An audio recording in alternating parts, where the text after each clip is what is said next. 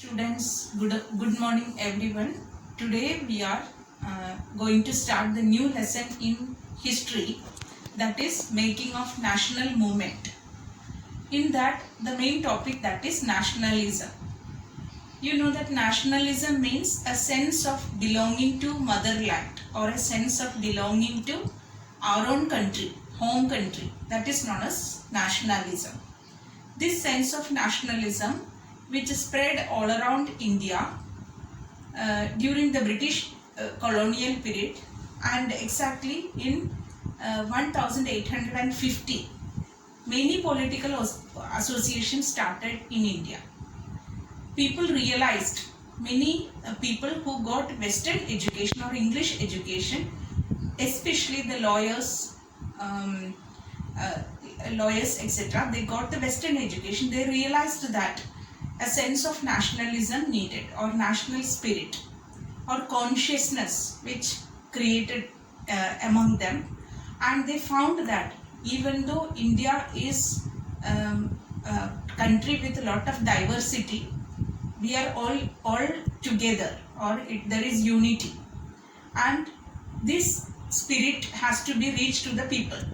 So these lawyers, educationalists, middle class people, they started this national spirit or nationalism, and many political organizations started in India by 1850. Exactly by 1870 to 1880, various political organizations started.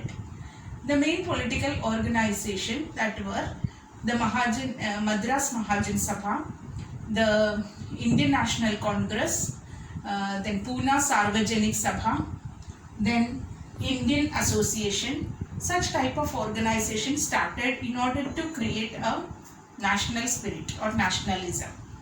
Sarvajanik Sabha, Pune Sarvajanik Sabha means it is for everyone. Sarvajanik in the sense it is for every people.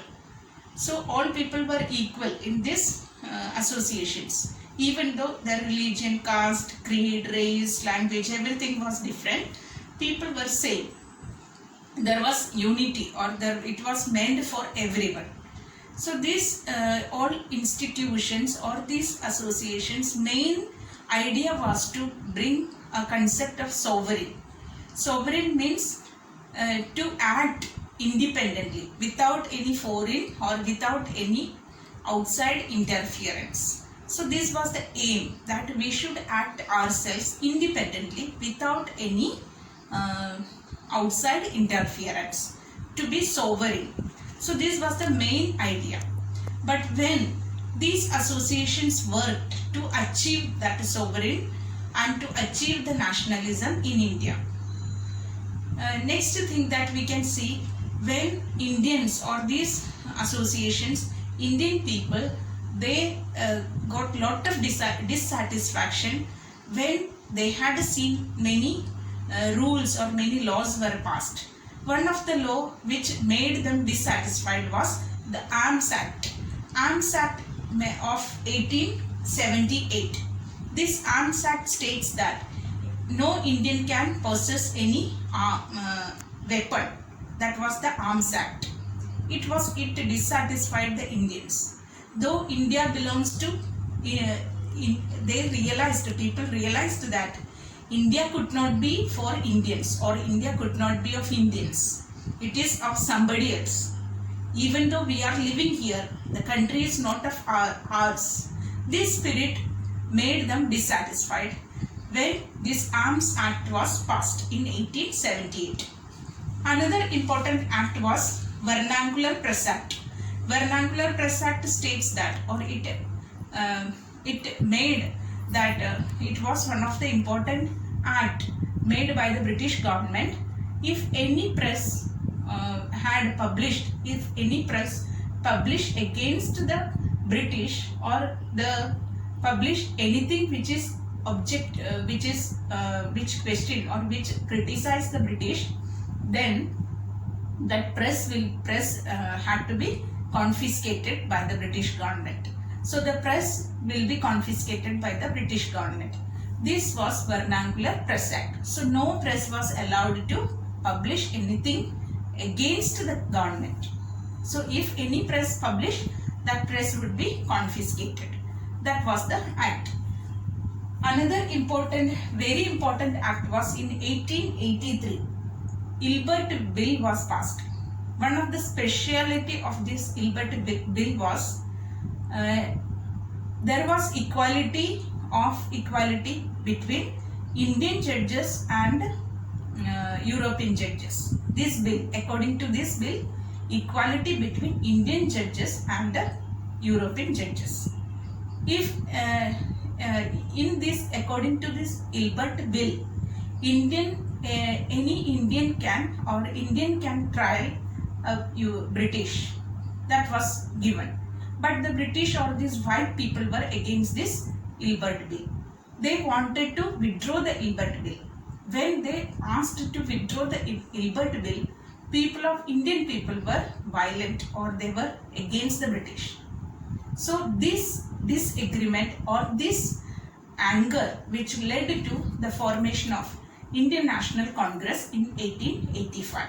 So Ilbert Bill, which gave equality, but this equality that white people did not want. If any white people can be tried by Indian, that was there. So when this Ilbert Bill, they wanted to withdraw the Ilbert Bill, it created anger in the minds of the Indians, especially some of the Indians like Badruddin Tayabji, then Dadabhai Naoroji, Firoz Shah Mehta, like these nationalists or these people, they came together. They formed an association known as Indian National Congress in 1885.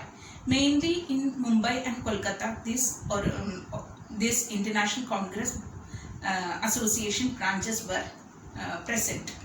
And one of the British officer, retired British officer known as A.O. Hume, Alan Octavian Hume, he had also joined with this Indian National Congress.